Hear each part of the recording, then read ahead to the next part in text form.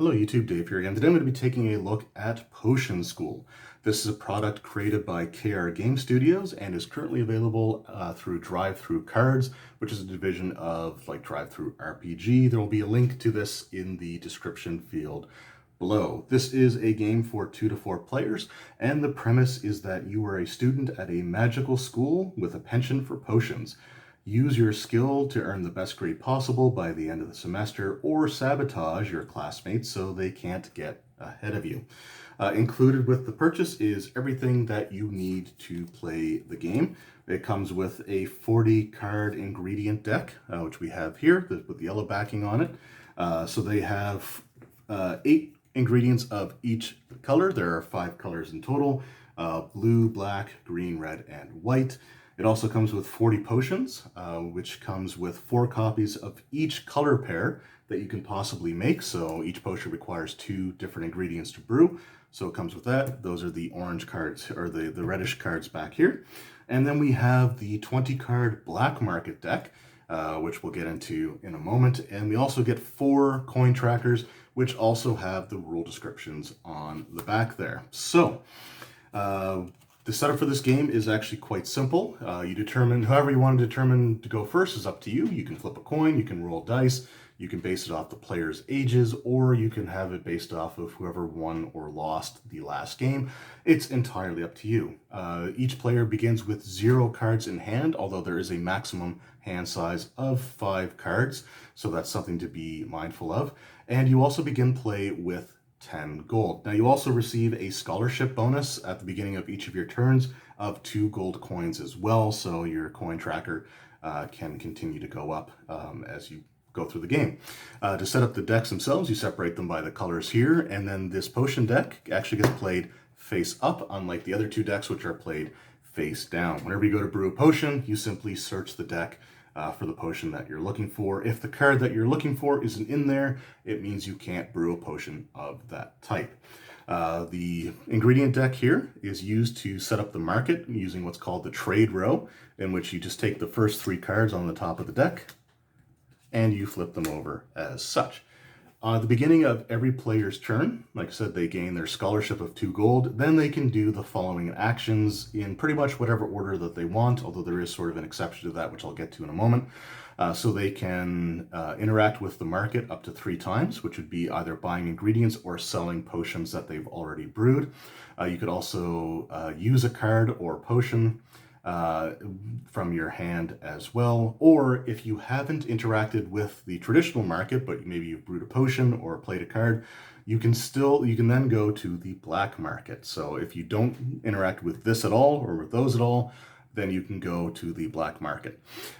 So we'll start with the regular market first. However, as you can see, each ingredient has a gold piece total there.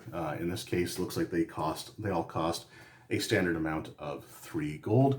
And we've got the 5 different colors here. So we've got the blue ingredient, the black ingredient, the white ingredient, the green ingredient, and the red ingredient. So that's the way that they all look, the artwork on them. And I actually really enjoy the artwork on them. And also looks like they're sort of, they're resting on, or they've got like a background of sort of like a receipt or informational stuff on the products themselves. I just love the design of that. So whenever you go to purchase a card, you simply pay the gold from your gold tracker and you take the ingredient that you want. So let's just say we grab the green one here. Once you take an item from the trade row, it immediately gets replenished. So there should always be 3 cards there at every given time. So like I said, you can interact with that up to 3 times. So let's just say we purchase also this blue ingredient, and then we replenish, and we're good from there. We don't want to purchase anything else quite yet. At the end of, once we've done that, we can go to brewing a potion. Like I said, you can do these in different orders if you want. You can start by brewing a potion, but let's just go through the process now. So we've got a green and blue ingredient here. So we want to brew a potion with that combination. So we go through the potion deck, and I'll detail these potions more thoroughly in a moment, but we are looking for a blue and green.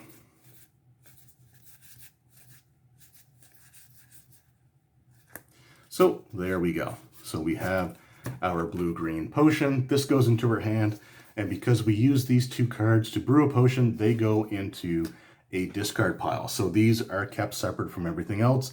There are cards that allow you to interact with the discard pile, so you might be able to recover cards, which means you take the cards from this and put them into your hand, but we'll get more into that as we go. So let's just take a look at the individual potions that you can get. So we'll go over the cards and the effects for each of these potions. So as you can see here, the cards themselves have an image of the potion themselves on it, the name of the potion, the amount of victory points that it's worth, the amount of gold that it's worth to sell, because right now the only thing you can sell at the market as one of your 3 actions there, the only thing that you can sell right now are currently potions, so they're all worth, I think they're all worth 8 gold at this point in time.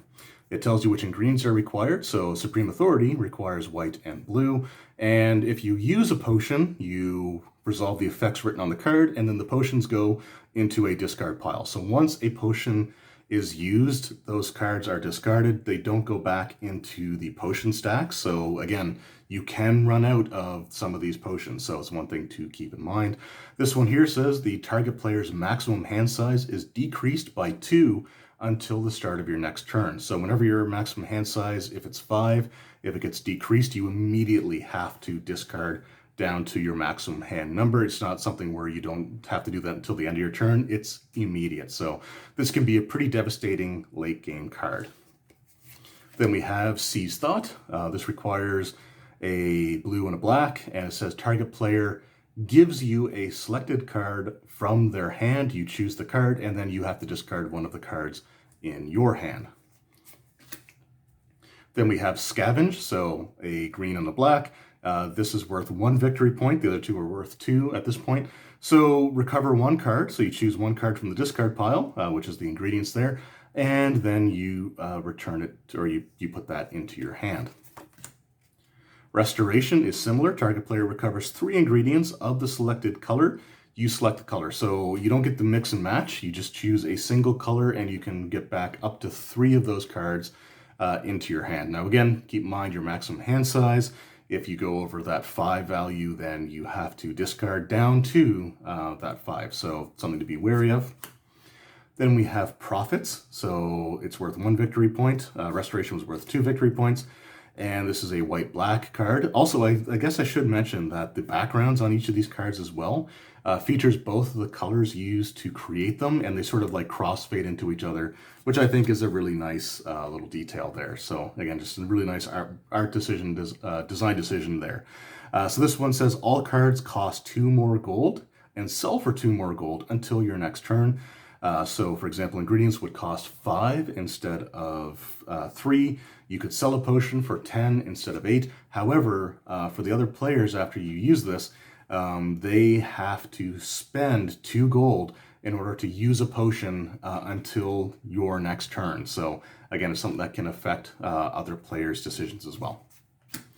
Then we have Madness, which is red-black. Target player discards 2 ingredients. If they can't, instead they discard a card from their hand at random. This again could be another devastating late game card, especially if they don't have ingredients and they're just stocked up on potions, because one of them will have to be done at random. And to do that, you simply just flip the cards over face down, because typically you play with your hands face up for the other players to see. Not that big of a deal because you are choosing these things in front of everybody anyway. But you just flip the cards over, mix them around, and choose one of them to discard. Then we have Losses, which is the opposite of Profit. All cards cost 2 less, and potions sell for 2 less gold pieces until the end of your next turn. Then we have Aggression, which is red-green. Target player discards a selected card from their hand, so you can choose 1 card from their hand and get them to discard it. Demand More, discard the trade row, so you can discard all the cards available there and replenish it with 3 new cards from the market deck. And then there is Swift Swindle, which allows you to draw 2 cards directly from the top of the market deck, bypassing the trade row altogether. So those are the potions available to you that you can brew. We've already gone over the ingredients and how to interact with the traditional market. However, if you decide that you don't want to deal with the regular market, like I said, you can go and explore the black market. So whenever you do that, you shuffle the black market deck. Now, they've already been shuffled because it's the start of the game. When you go to inspect the black market, you do the same thing that you did with trade row, and you take 3 cards, as like such. And at that point, you can choose whether you want to purchase one of these cards or not. If you do, you take the selected card, you pay the gold for it, you put it into your hand that you can use and play later by resolving its effect and then discarding it. And any unpurchased items, which could be 2 of the cards or even all 3 of them, go back onto the black market deck, and then you shuffle the deck before the next person goes to interact with the black market, meaning that even if you don't purchase anything, the next time someone goes there, they're going to be 3 different cards. So let's actually go through the black market deck here now and just see some of the cards that we have available there. We'll start with the 3 that we drew. So the first one here is the Shady Benefactor. Costs 3 gold, and when you purchase this card, remove it from the game. Your scholarship is increased by 1 for the next 5 of your turns. You have to use counters or like a spin down die or just a regular die to determine or to track how many rounds that you have left. So your scholarship, like I said, the 2 gold that you get at the beginning of your turn would actually be 3 gold for the next 5 turns. So that's pretty cool. Then we have Overload. So Overload says replace target with the word each on a potion in your hand and play that potion immediately. So let's just say we have the aggression card here. It says target player discards a selected card from their hand. In this situation, if you play this, you replace the word target with each, meaning that if you play this card and then you use the aggression potion, each player would discard a selected card from their hand. So you basically choose which cards get discarded. Then there is Gamble, which also has a cost of 3 gold. Flip a coin against a target player. The winner draws cards from the market deck until their hand is full. Then we have a Reset. Each player discards their hand. The Rare Ingredient, which costs 3. This card can be used as any color ingredient. Pickpocket. Target player loses half their gold, rounded down. Now, gold can affect scoring at the end of the game, which we'll get to momentarily. So that can be, again, a devastating late game card to play against them. Fabricate. Use target card in your hand immediately, then return it to your hand. So you can actually use one of the potions that you've brewed, resolve its effect, and then get that card back in your hand, which is pretty cool. Then there's Trick Coin. When you purchase this card, remove it from the game, you win all coin flips. Clean Slate. Target player counts the cards in their hand, discards their hand, and draws that many cards from the market deck. So if they had 5 cards, even if they're all potions, they discard all 5 of them and draw 5 cards off the top of that stack. There's the Golden Idol. So when you purchase this card, remove it from the game, you gain 2 points at the end of the game towards your victory points. So this can be a pretty important card to find. Lady Luck's Choice. Each player flips a coin. Each player who wins the coin toss draws a card from the market deck, and each player who loses discards a card. So each player flips a coin, they call heads or tails. If they're right, they draw a card. If they're wrong, they have to discard one of their cards. Then there's Wager. Flip a coin against a target player. The loser discards their hand. This can be a pretty nasty one in conjunction with the Trick Coin card from earlier. So again, something that can be very devastating in the game. Then we have the Thieves' Tools, which allow you to draw 3 cards from the market deck. Switcheroo allows you to switch hands with target player. Then we have Pickled Ingredients. So there's 1 for each of the colors. These all function in a very similar manner, so they all count as an ingredient of the color listed on the card, and they can be used to brew a potion with. Once you do that, though, whatever potion you brew with that ingredient gets played immediately. You resolve its effect, and then whatever additional card effect is on the card here. So, for example, the Pickled Red Ingredient counts as a red ingredient. When you brew a potion with it, play it immediately. Then select a color. All opponents discard all ingredients of that color. So let's just say, you've got some, a lot of people have, let's just say, green cards in their hands. You can use this, get whatever you want from the potion, and then they discard whatever color card you choose, like all of them. So that can be, again, pretty devastating. Then there's the white ingredient. So when you brew a potion with it, you play it immediately and you gain 5 gold. The pickled green ingredient, once you use it, brew a potion with it, play it immediately, then search the potion deck for another potion with that name and add it to your hand. So again, it's a way to remove some of the more valuable potions from the game so that other players can't benefit from them. The pickled blue ingredient. This card counts as a blue ingredient. When you brew a potion with it, play it immediately, and you may rearrange the top 5 cards in the market deck. So you draw the top 5, look at them, and put them back in any order that you choose. The pickled black ingredient. This card counts as a black ingredient. You can use a brew potion. When you do, play it immediately. Then each player gives you a random card from their hand. So that's going to be a pretty mean one as well.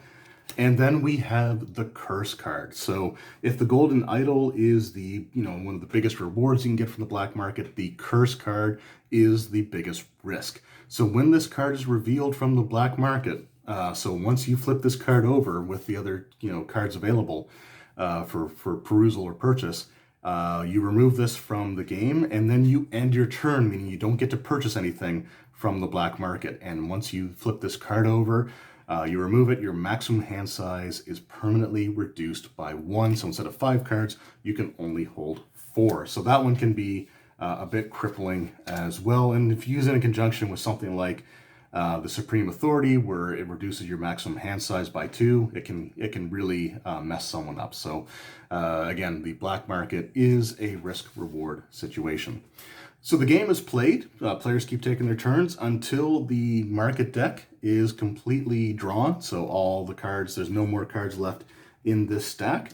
So even if even if the trade row is populated, you go until there are no cards left here. At that point, whoever the current player is finishes their turn, and then you go into scoring. The way scoring works is each potion is worth a certain number of victory points. However, duplicate potions of the same type do not count towards victory points. So if you had 2 Supreme Authorities in your hand, even though they're both 2-point cards, you only get the points for one of them. So diversity is the key. You want to make sure you have a selection of potions and not just overloading on a single one. So you add up your victory points from amongst all the unique potions in your hand. You would also add in the golden idol if one of the players drew that, and then for every 10 gold you have in your stat or in your on your coin tracker, that also counts as a victory point. So if you had 20 coins, you would get a total of 2 victory points. So it is worth building up that as well. And then you determine who the winner is based off of all of that. So this game honestly looks like it's going to be a lot of fun to play, especially if you can have groups of 3 or 4 players. I think a one-on-one game, like a 2-player game, will be fine and will still be enjoyable, and a lot of fun can be had. But when you get into the larger groups with the greater player interaction, there's just a lot that I think can happen in this game to make for a very fun and memorable experience. So this is one that I'm actually really looking forward to getting a chance to try out, hopefully sometime in the very, very near future. So that's my video, sort of my explanation and my thoughts on the Potion School card game. I really like the artwork. I like some of the design, like I said, with the potions. Each potion looks different. Each of the different potion types, I should say, looks different. And I love the fact that they incorporate the ingredient colors into the backgrounds of the cards. The black market, I think, is going to be one of the more interesting elements to interact with, because again, until that curse card is drawn, there's always going to be that sense of trepidation, and just some of the effects that the cards from there have, I think, can again have a lot of impact and make a lot of fun experiences with this game. So if you're someone who's into different types of card games, or you're a card game enthusiast, I highly recommend checking this out. Again, the description is available on the bottom of the video here. And again, I want to thank KR Game Studios for sending this to me for the purposes of doing this review. I think this is a very solid product, and I think that this has a lot of great potential for expansion going forward. So I'm hoping that this gets all the success that it deserves. So thank you guys very much for watching. Hope you enjoyed, and I will see you next time. Take care.